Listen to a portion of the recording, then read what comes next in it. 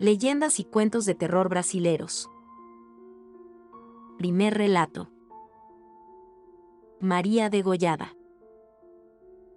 María Franceline Trenes, de 21 años de edad, era una hermosa señorita de nacionalidad alemana. Se había hecho novia de Bruno Soares Bicudo, un muchacho al servicio de la Brigada Militar de Río Grande do Sul, que contaba con 29 años. Bruno sentía un amor enfermizo por ella. El 12 de noviembre de 1899, 4 soldados del primer regimiento de caballería decidieron hacer un picnic en las cercanías de Chácara das Bananeiras, a donde acudieron con sus novias. Sin embargo, nadie se imaginó que aquella fiesta iba a terminar en una tragedia. De un momento a otro, Bruno comenzó a actuar de manera extraña. Sus amigos notaron que había comenzado a decir cosas sin sentido. Su mirada cambió y se volvió hacia María. Pronto comenzaron una pequeña discusión delante de todos. Avergonzada por la situación, María lo alejó de sus amigos para tratar de reconciliarse. Pero el tiempo pasó y los chicos, preocupados por el retraso de la pareja, decidieron buscarlos. La escena con la que se encontraron no habrían podido imaginársela ni en sus peores pesadillas. Cerca de una higuera grande yacía el cuerpo de María Franceline. Tenía la garganta cortada y sangrienta. Su cuerpo todavía estaba luchando por mantenerse con vida.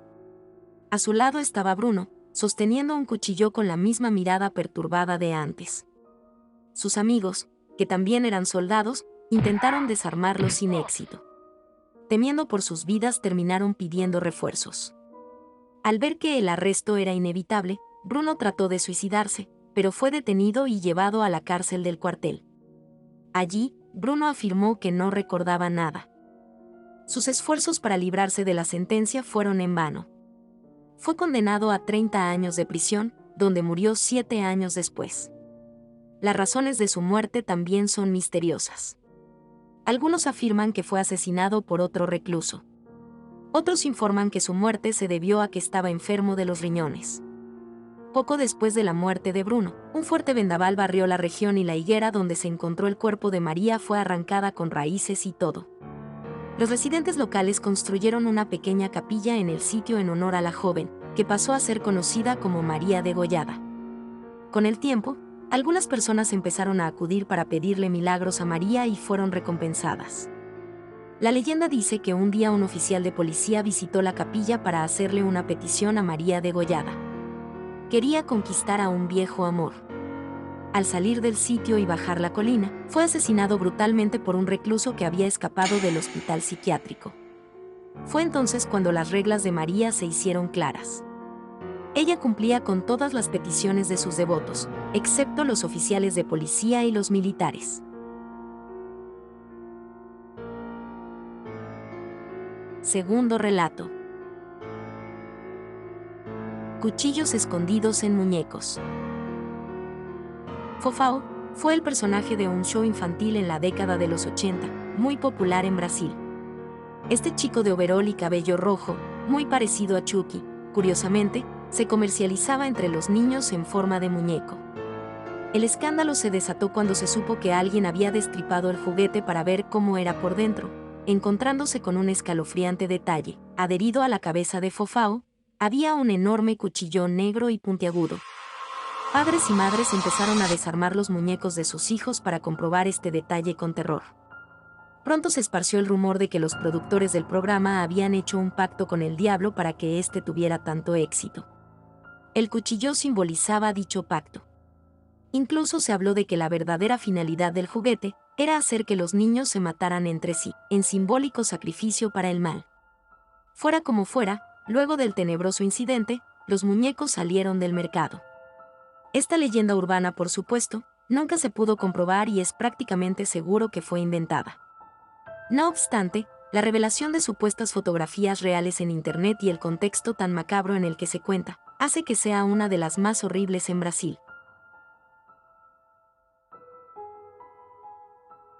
Tercer relato. La rubia del baño. María Augusta de Oliveira, nacida en Guaratinguete, Sao Paulo, en el siglo XIX, era una adolescente muy bella e inquieta. En ese momento, Era muy común que las señoritas de su edad pensaran en casarse y formar una familia, sobre todo si venían de familias acomodadas, como ella. Pero la joven no estaba conforme con eso. Cuando sus padres arreglaron su matrimonio, María Augusta huyó a Europa, donde vivió feliz hasta los 26 años, cuando falleció. Su muerte sigue siendo un misterio ya que hasta hoy, su certificado de defunción continúa desaparecido. El cuerpo regresó a Brasil, pero la madre de la niña se negó a enterrarlo, dejándolo en el hogar familiar. La muchacha solo fue enterrada luego de que su madre sufriera constantes pesadillas, en las que la veía levantarse e ir hasta ella. Años más tarde, en 1902, la mansión familiar se convirtió en la Escuela Estatal Rodríguez Alves y surgió la leyenda de que el alma de la joven aún rondaba el lugar, cuya oscura reputación había incrementado a causa de un incendio sufrido en el pasado. ¿Pero dónde entra el baño? Ahí es donde está el misterio. Nada conecta al fantasma de María Augusta con el baño. Probablemente este detalle fue creado para evitar que los estudiantes de la escuela pidan permiso en medio de las clases para ir. Eso sí, todavía hay chicas que aseguran haber visto a una chica pálida, rubia y vestida con ropas de otra época, que se aparece en los cubículos y se queda mirándolas de manera escalofriante a través del espejo. Cuarto relato. Los caníbales de Porto Alegre. Esta es una leyenda que se tiene por verdadera y ocurrió en la ciudad Porto Alegre, dentro del estado Río Grande do Sul, en el año 1864. En ese entonces llegó al lugar un hombre llamado José Ramos, quien trabajaba como inspector de policía. Allí compró una casa en lo que actualmente es la calle Fernando Machado, que anteriormente funcionaba como carnicería. A José le gustaba darse una buena vida. Siempre andaba bien vestido, disfrutaba de la música y todas las noches acudía al bar local para beber y buscar mujeres. Fue así como conoció a Catalina Paulsen, una mujer húngara de gran belleza, que lo cautivó desde el primer momento. Sin embargo, era una persona tan retorcida como lo sería él. Catalina era una persona despiadada. No se sabe por qué o cuándo comenzó todo. El caso es que Catalina tenía la costumbre de elegir a las víctimas a las que José tenía que invitar a la casa. Una vez ahí, él se encargaba de asesinarlas y entre ambos destacaban los cuerpos, usando la carne para fabricar salchichas. Estas fueron vendidas a los comerciantes de Porto Alegre y gustaron muchísimo a la gente, lo que les permitió ganar más dinero que nunca. Nadie sospechaba el origen de la carne. Eventualmente, los asesinatos fueron descubiertos y José encarcelado, mientras que Catalina huyó para no ser vista de nuevo. A pesar de que él admitió su culpabilidad en los homicidios, jamás quiso decir si lo de las salchichas era cierto o ese fue tan solo un detalle que se inventaron los chismosos.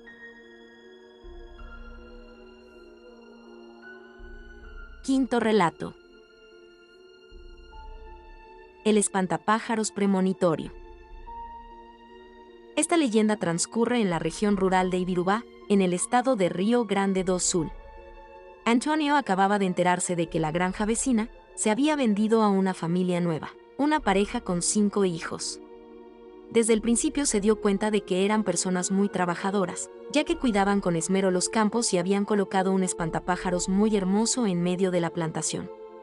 El primer día, Antonio lo estaba admirando cuando vio como una hilera de sangre fluía del muñeco. Pero al acercarse, la sangre desapareció. De modo que el hombre pensó debía haber sido tan solo una ilusión óptica. El segundo día, de camino a casa, Antonio volvió a mirar el espantapájaros del vecino. Todo estaba en orden, hasta que se cayó la cabeza del espantapájaros. Esto asustó al hombre, se asustó y provocó que saliera corriendo. Al tercer día, Antonio vio que habían puesto la cabeza del espantapájaros de nuevo en su lugar. Una vez más se quedó observándolo, hasta que de repente, en lugar del espantapájaros apareció el cuerpo de una persona sangrante. Incrédulo, el sujeto se acercó al muñeco de nuevo y vio que volvía a ser solo un espantapájaros. Se dijo que debía estar alucinando de nuevo. Al día siguiente, Antonio notó que había muchas patrullas de policía en la carretera. Más adelante, por el camino, vio el cuerpo de un hombre sangrante en lugar del espantapájaros. Casi no creyendo lo que veía, se acercó y reconoció el rostro de su vecino. Los oficiales de policía le revelaron que el pobre había sido apuñalado hasta la muerte y los maleantes habían colocado su cuerpo en el sitio del espantapájaros. Sexto relato. El arrancalenguas. Joao era un campesino brasileño que vivía con una comunidad en la orilla del bosque. A menudo iba a recolectar leña para que pudieran calentarse en las noches y venderla en el mercado próximo. Él, aunque había crecido bajo las leyendas y tradiciones que contaban los ancianos, nunca había querido darle demasiado crédito a dichas historias.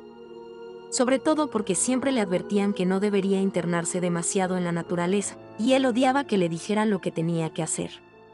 Patrañas, no son más que cuentos inventados para asustar a los tontos, repetía con desdén. Yo no soy como los demás, que se asustan con esas tonterías. De todas las leyendas que se contaban en la comunidad, la que más risa le daba a Joao era la del arrancalenguas, una criatura monstruosa que habitaba en lo más profundo de la selva y que estaba al acecho de cualquier criatura viviente de la que pudiera aprovecharse. Aves, serpientes, roedores y cualquier clase de mamíferos.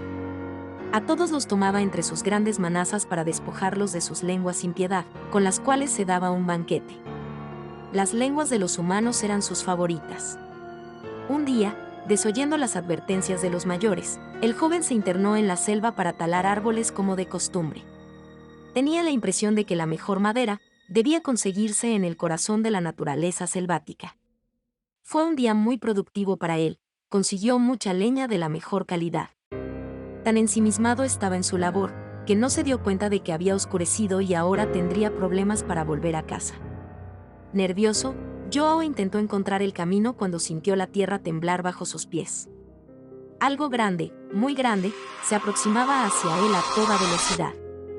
El muchacho abrió los ojos con terror cuando apareció una criatura similar a un gorila, pero mucho más grande, con el cuerpo peludo y una mirada maliciosa en los ojos. Esa noche, un grito de horror perturbó la paz del bosque antes de sumirse en el silencio. A la mañana siguiente, Joao fue encontrado inconsciente por los hombres de su comunidad. Lo trasladaron a la aldea, pero cuando volvió en sí, no fue capaz de explicar nada de lo que había visto. Solo balbuceaba y lloraba. La gente se quedó horrorizada al darse cuenta de que el joven no tenía lengua. Esta historia está basada en la leyenda brasileña El arrancalenguas. De acuerdo con las personas que afirman haberlo visto, este ser se parecería a un gran gorila, pero es de mayor tamaño que un gorila o un hombre.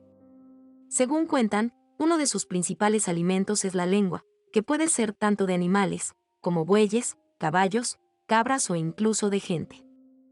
Suele atacar a sus víctimas por la noche, matándolas y retirándolas la lengua para comer, es por eso que recibe el nombre de arrancalenguas. Esta leyenda es muy común en el estado de Goiás y en la región del río Araguaia.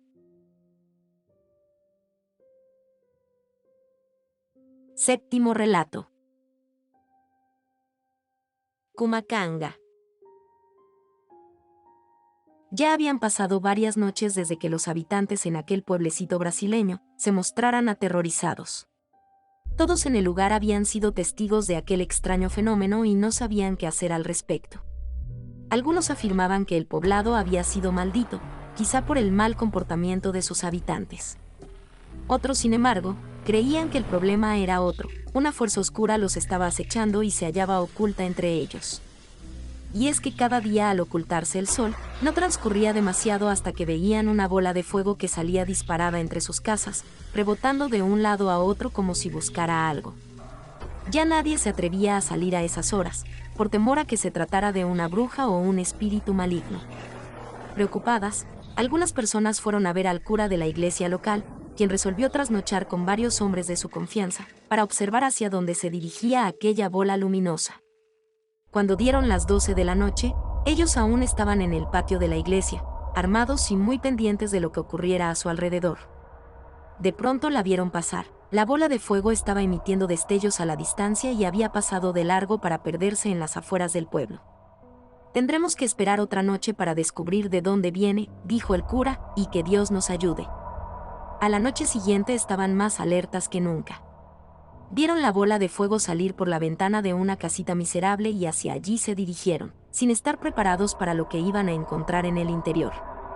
Esa era la vivienda de una joven muy hermosa, que no obstante se había ganado mala reputación entre sus vecinos, pues llevaba una vida licenciosa y era producto de la aventura entre un hombre casado y su amante, con la cual había tenido otros 6 hijos sin estar casados. Entraron muy sigilosamente en la casa, subieron las escaleras hasta el cuarto de la muchacha y la vieron tendida en la cama. Todo su cuerpo se hallaba en posición durmiente, pero le faltaba la cabeza. Parecía como si alguien se la hubiera arrancado de cuajo. Entonces comprendieron que la bola de fuego no era ningún espíritu, sino el cráneo maldito y envuelto en llamas de esa joven.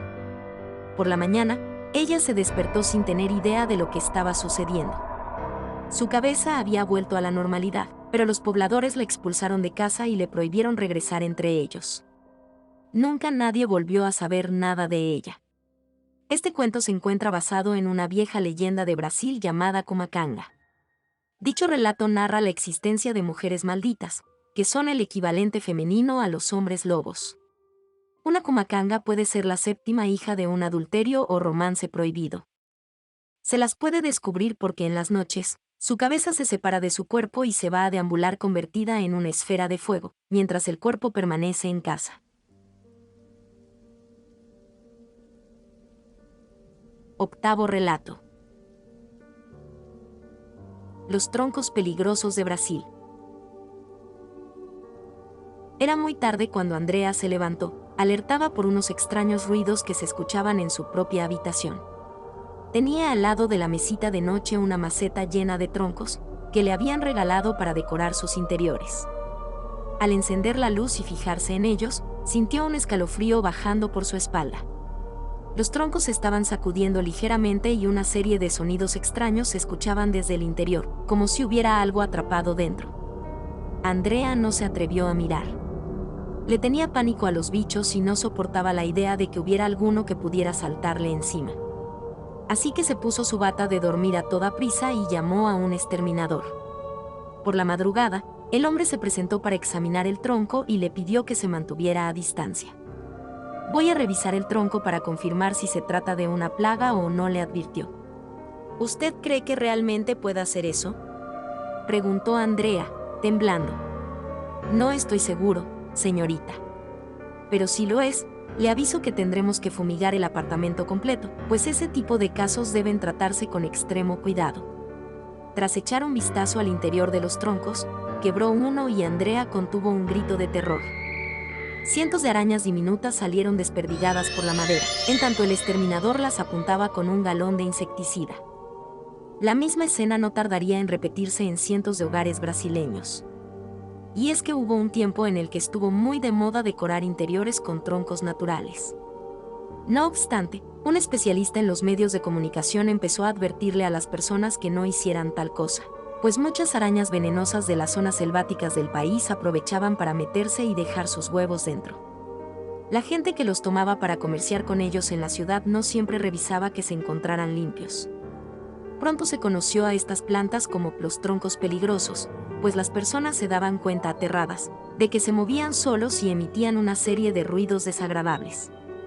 Cuando el fenómeno se extendió como una epidemia por todo el país, las autoridades de salubridad ordenaron exterminarlos a todos, así como prohibir su venta en puestos callejeros y tiendas de decoración.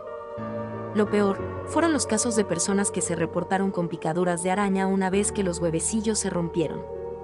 Síntomas horribles como fiebre y sarpullidos aquejaron a quienes tuvieron contacto con los diminutos arácnidos, que también se esparcieron por buena parte de las calles. Luego de tan brutal experiencia, los troncos quedaron prohibidos y fue más la gente que optó por poner naturaleza artificial en sus casas, que arriesgarse a contraer una plaga. Esta leyenda de terror fue una de las más difundidas en su momento en Brasil, aunque nunca se ha llegado a confirmar si es verídica o no. Por si las dudas, nunca está de más recordar que hay cosas que es mejor dejar en su entorno natural. Noveno relato. La pisadeira. Janaína llevaba varias noches teniendo la misma espantosa pesadilla. Se veía a sí misma durmiendo en la cama, su cuarto completamente a oscuras y la puerta cerrada. De pronto, una sombra aparecía en la ventana y forcejeaba con el cristal.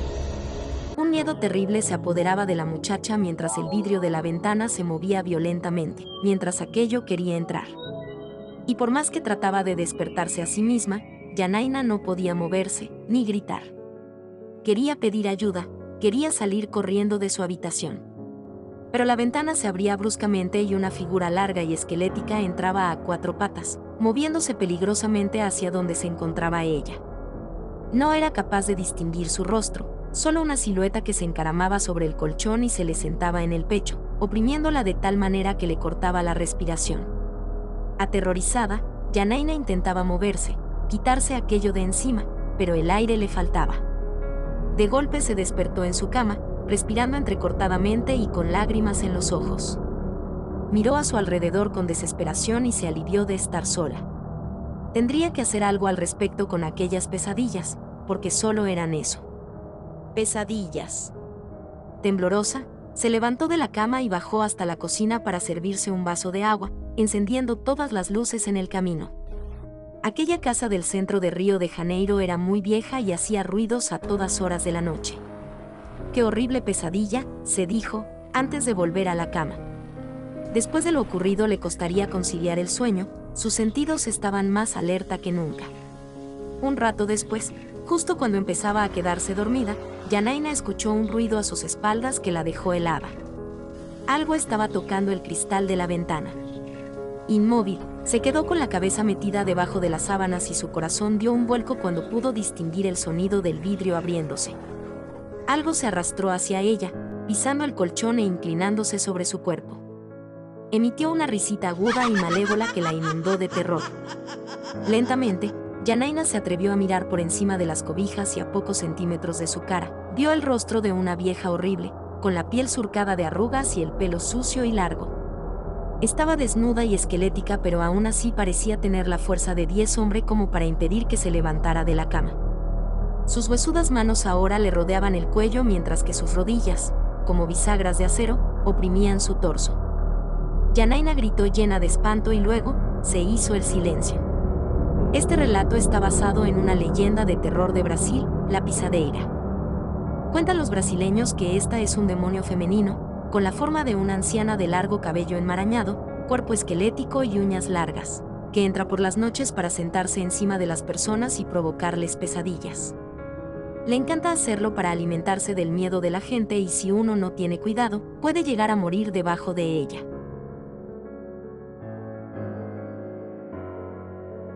Décimo relato. La mula sin cabeza. Cuentan que hace muchísimos años, quizá en la época de la colonia, llegó a la capital brasileña un cura que se encargaría de la parroquia principal. Este era un hombre muy devoto de Dios y que se esforzaba al máximo por respetar sus votos. Rezaba por todos sus semejantes y ofrecía consuelo a cuantos acudían a su iglesia. Un día, se presentó en la confesión una mujer hermosísima cubierta con un velo. Cuando los ojos del sacerdote se posaron en ella, sintió que una súbita pasión lo consumía por dentro y tuvo miedo. La joven, que no era temerosa de los oficios religiosos, se dio cuenta de esto y no tuvo reparos en tentar al sacerdote. Todos los días se presentaba en el templo y le lanzaba miradas ardientes, que por más que él trataba de ignorar, se fueron haciendo un hueco en su mente y su corazón. Y al sentir aquello se sentía atormentado, pues sabía que estaba incurriendo en uno de los peores pecados. Ella ya estaba casada con alguien más y él había jurado dedicar su vida a Dios. Pero el deseo fue más fuerte y un buen día, ante los ojos del Cristo de la iglesia, lo consumaron cayendo en la tentación. Tras cometer aquella imprudencia el cura se sintió horrorizado. La culpa lo atormentaba y como no pudo soportar dicho sentimiento, se suicidó tirándose desde lo alto del campanario. La mujer por su parte, también murió al poco tiempo, arrollada por un carretón que era arrastrado por una mula. Dicen que fue un castigo divino. Tiempo después, durante una noche de luna llena, varias personas atestiguaron haber visto a un hombre con hábito de sacerdote, merodeando por la iglesia. Lo más aterrador era que este ser no tenía cabeza y vagaba aterrorizando a los incautos que se atrevían a salir a altas horas fuera de sus casas. Al mismo tiempo, se empezó a decir que una mula descabezada corría sin control por las calles brasileñas, despidiendo una llama de fuego desde el lugar en el que debía estar su cabeza. Siempre se anunciaba por medio del lúgubre llanto de una mujer acongojada, que parecía estar pasando por una tremenda agonía a juzgar por la profundidad de sus alaridos. Se dice esta fue la forma que aquella mujer tan malvada adoptó tras la muerte, pues al no descansar en paz tenía que quedarse en la tierra a expiar sus pecados. Se le aparece sobre todo a las mujeres que se comportan mal, asustándolas como castigo a sus malas acciones. Las adúlteras en especial, son las que más deben temer a la mula descabezada, pues si ésta las alcanza podría pisarlas hasta la muerte. Con el paso del tiempo, esta leyenda fue haciéndose muy popular en Brasil y aún en la actualidad, hay quienes aseguran escuchar el correr furioso de los cascos de la mula, moviéndose a toda velocidad por las calles desiertas. Mientras tanto, en alguna capilla un hombre sin cabeza sigue buscando las puertas al cielo. Décimo primer relato. La banda del payaso. Y no olviden regresar a casa temprano. Ya escucharon las noticias, es muy peligroso estar fuera de casa tan tarde. Yanela y Tiago asintieron con la cabeza antes de tomar sus bicicletas e irse a jugar con sus vecinos. Desde hace unos días, todos los padres y madres del barrio estaban histéricos por la ola de secuestros que se había desatado en Osasco, el estado de Brasil en el que vivían. Se hablaba sobre una banda de delincuentes que andaban por las calles en una camioneta de color azul, raptando a los chicos a los que encontraban solos para quitarles sus órganos. Lo más espeluznante era la manera que tenían de atraerlos. Los secuestradores iban vestidos de payasos y se comportaban como si fueran dementes escapados de un circo. Al menos eso era lo que afirmaban en la televisión, de acuerdo a las palabras de algunos testigos. Era raro, sin embargo, que a esas alturas no se hubiera comprobado nada.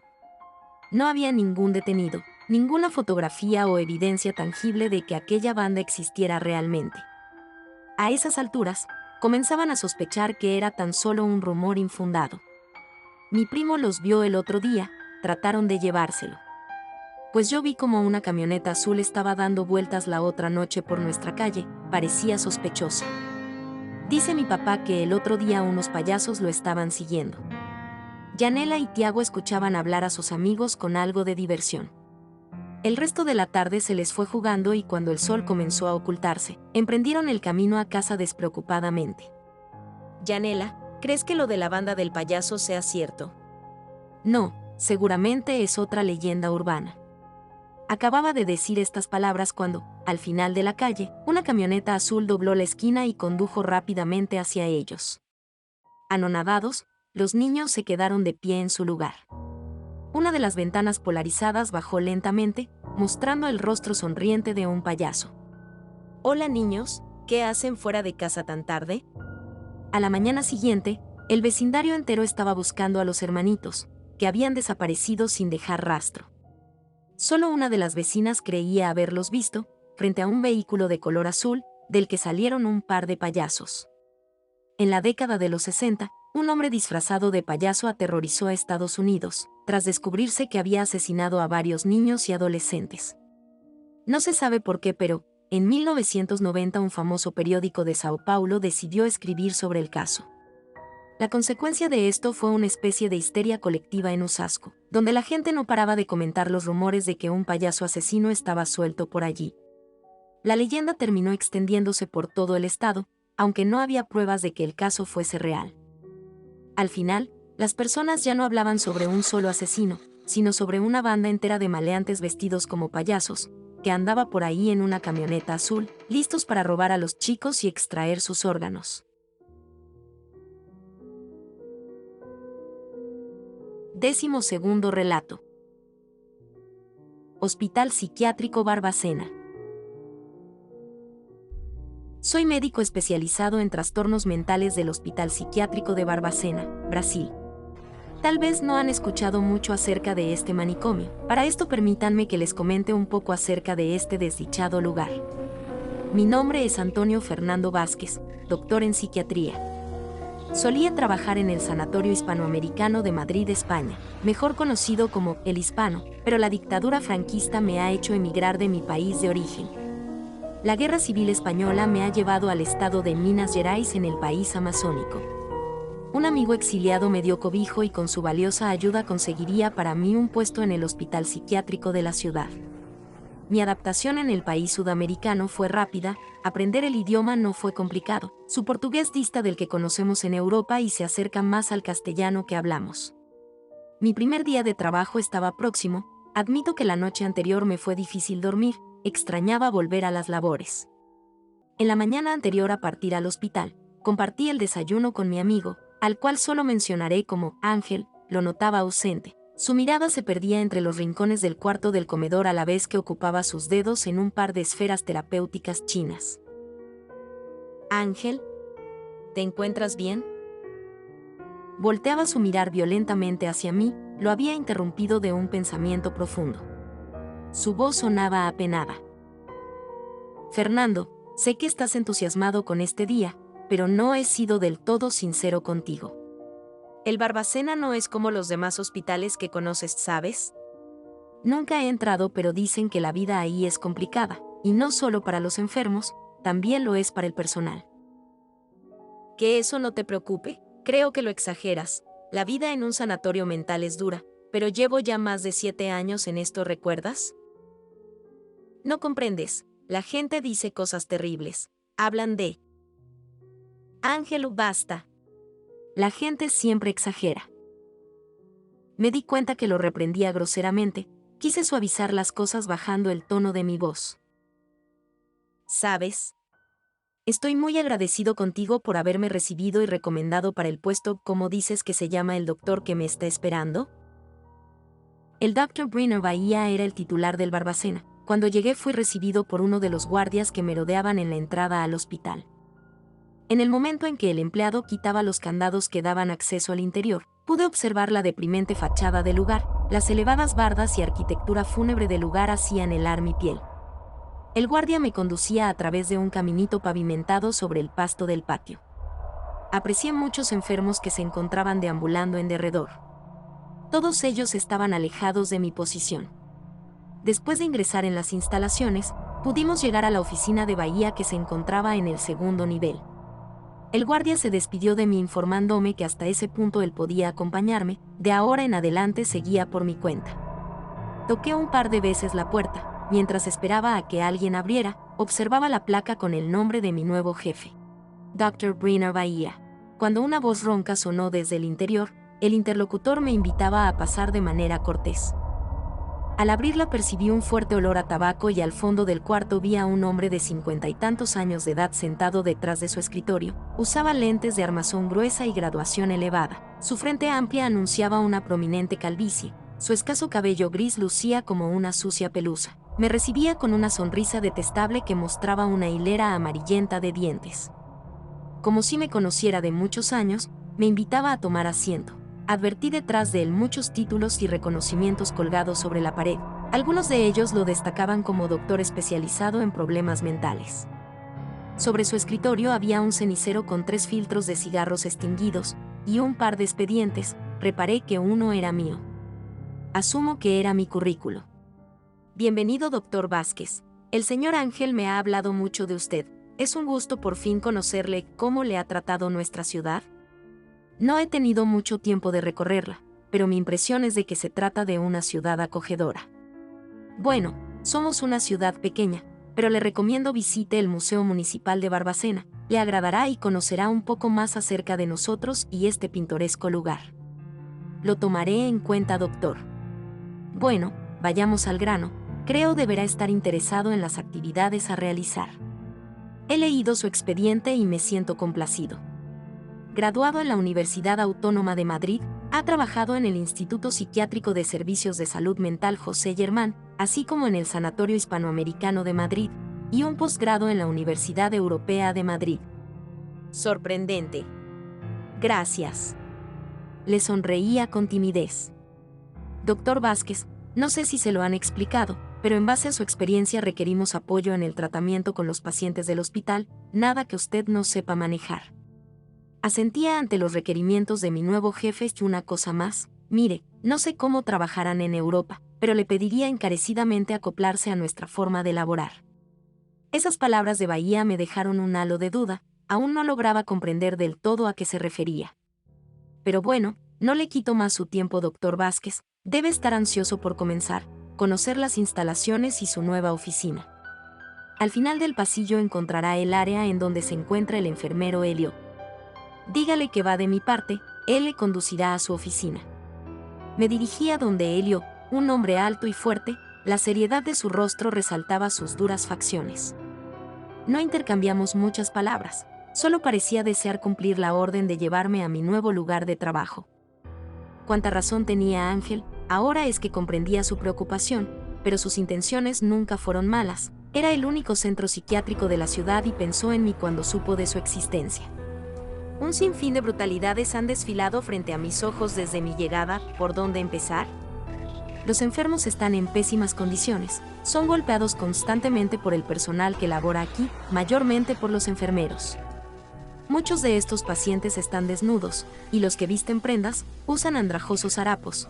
La explicación de mi jefe es la falta de apoyo gubernamental.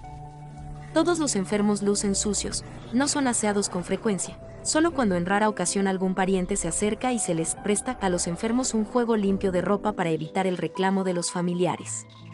Una manguera de presión que dispara chorros de agua fría se encarga de lavar sus descarnados cuerpos. La mala alimentación los ha hecho perder la poca grasa corporal que ya algunos aquejaban. He sorprendido a más de uno ingiriendo insectos y lombrices extraídas de la tierra. Como les he comentado, la visita a los enfermos es casi nula, solo he presenciado 2, y cuando estos llegan tienen que hacerlo con previo aviso. Esto para maquillar los descuidos sobre el paciente. La visita se realiza en un cuarto que se encuentra en un área alejada de los horrores del sanatorio. Sospecho que la gente sabe qué sucede, no son tontos, simplemente no les importa. Ven a todos estos locos como gente sin posible compostura y reinserción social.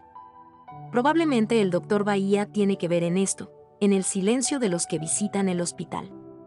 La influencia de este personaje en la ciudad es impresionante. La mayoría de los enfermos mentales eran gente sin hogar, muchos que vagaban por las calles de Barbacena. Eso explica la inasistencia familiar. También influye el hecho de que el alcalde buscaba limpiar las calles de Minas Gerais. Los locos callejeros de la ciudad y de todo el estado terminaban aquí. Ha habido cosas que me han impresionado mucho. En una ocasión, un enfermo que padecía diabetes y al que conocían como un Matildo fue a caer en una zanja dentro del patio del instituto. Sufrió una herida en la pantorrilla que no cerraba por su enfermedad. Me encontraba con el doctor Bahía. Revisábamos los ingresos de pacientes de ese año cuando una enfermera robusta entró a su oficina y le solicitó su presencia en la sala de enfermería. Me pidió Bahía que lo acompañara. La sección de la enfermería del hospital estaba muy deteriorada, no tenían ni los productos básicos para limpiar y desinfectar heridas. Una vez que llegamos apreciamos a Matildo sentado sobre una camilla, de su cortada brotaba el líquido espeso del pus, pequeños puntos amarillentos ya caían sobre el suelo de la enfermería. Brenner observaba la situación, se agachaba para ver la herida infectada de Matildo, se enderezaba y colocaba sus manos sobre la espalda baja, como meditando los hechos. Buscaba la mirada de todos los ahí presentes. Después, dirigiéndose a la enfermera que le buscó en su oficina, le ordenó que cortara inmediatamente la pierna del paciente. La enfermera no titubeó. Intenté salir del cuarto, pero la atenazante mano de Brenner sobre mi brazo me impedía moverme del lugar. Me sugirió quedarme para desensibilizarme. 2 fuertes enfermeros, uno de ellos de nombre Helio, inmovilizaban a un confundido Matildo. Acto seguido la robusta enfermera se ponía en cuclillas y con cegueta oxidada en mano empezaba a serruchar a 10 centímetros por encima de la herida del loco. Los gritos de Matildo retumbaban en los cristales del cuarto. Sus lágrimas rodaban rápidamente por sus mejillas. El traje blanco de la enfermera mostraba salpicaduras de sangre fresca. Sentía que el estómago se me revolvía. Matildo terminaba extenuado y pálido. Había perdido mucha sangre pero sobrevivió. Las condiciones para él ahora eran complicadas. Siempre me lo encontraba arrastrándose por el asqueroso piso del hospital.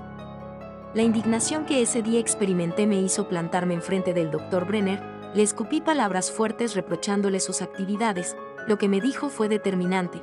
Con toda tranquilidad y frialdad, me expresó: comprendo su ética profesional, mi muy querido doctor Vázquez, pero le recuerdo que usted firmó bajo compromiso de acoplarse a la forma de trabajo en este instituto.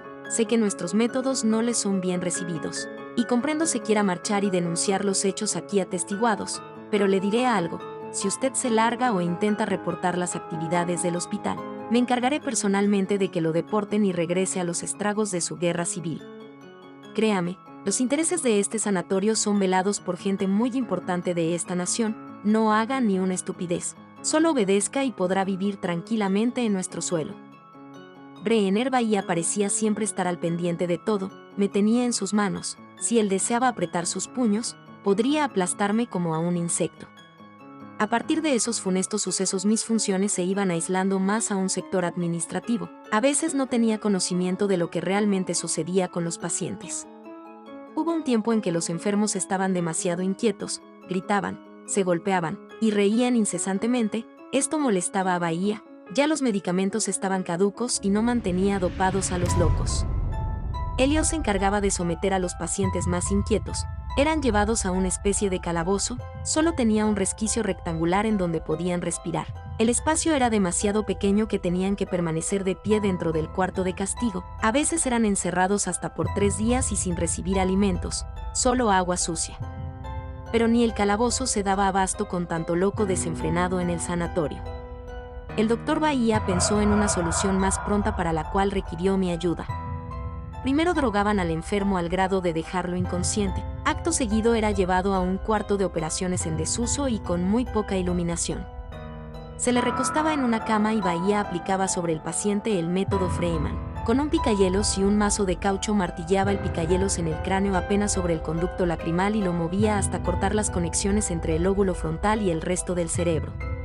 Aplicaba lobotomías a todos los locos violentos. En poco tiempo teníamos hordas de verdaderos zombies caminando en las instalaciones del Berbecena.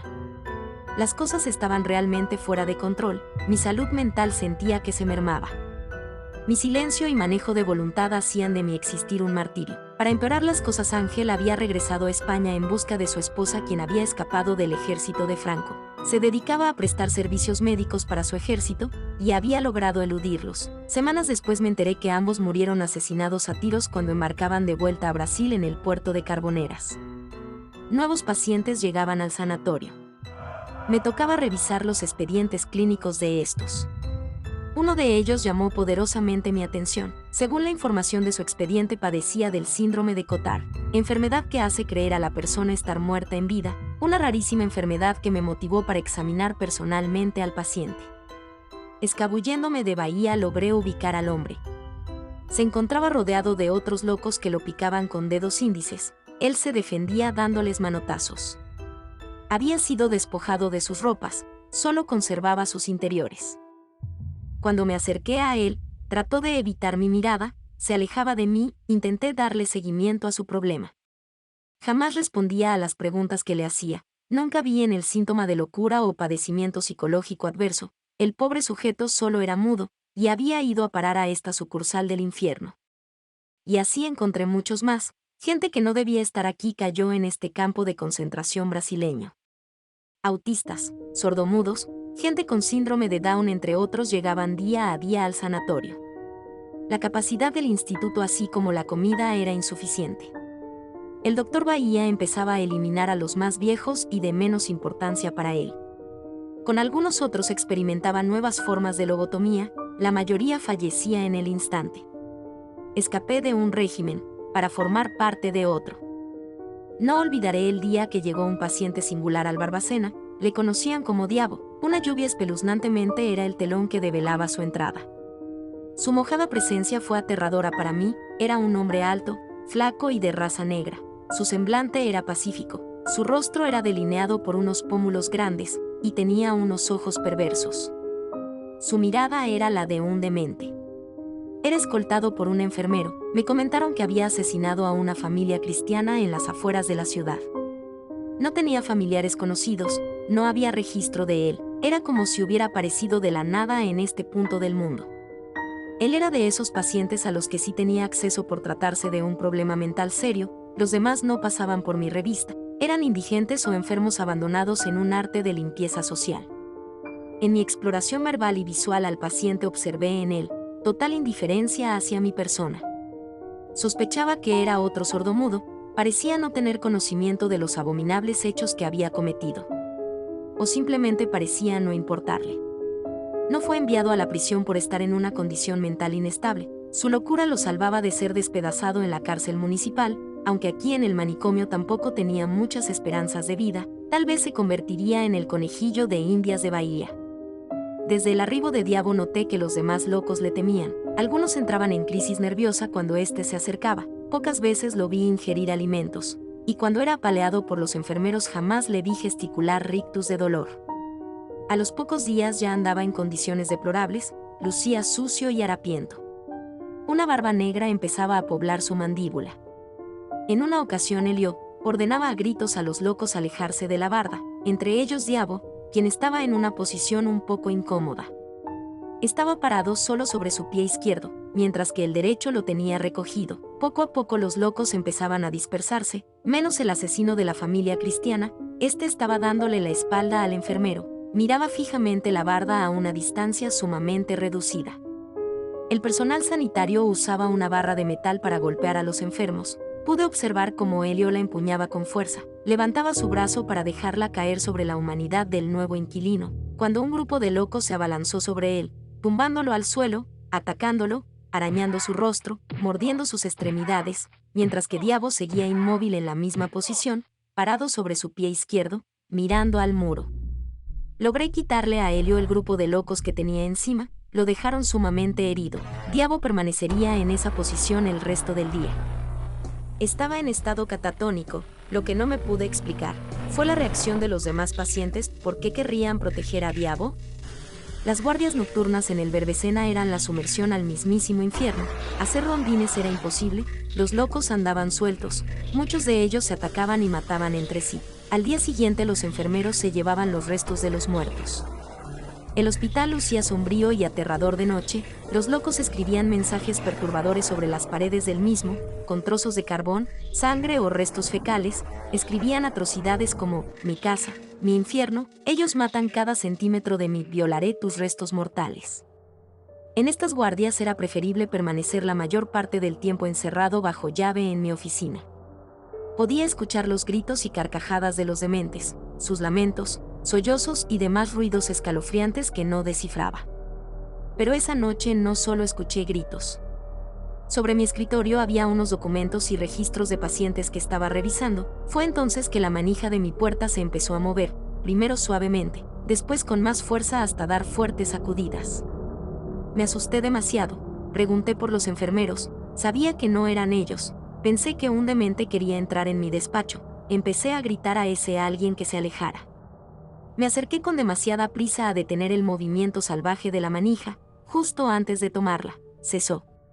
Estaba helado, no sabía qué hacer, abrir la puerta era demasiado peligroso, había decidido esperar despierto toda la noche, cuando una voz del otro lado de la puerta se dirigió a mí. ¿Doctor Antonio Fernando Vázquez? Nadie me hablaba por mi nombre completo. Sí. ¿Quién eres? ¿Acaso importa?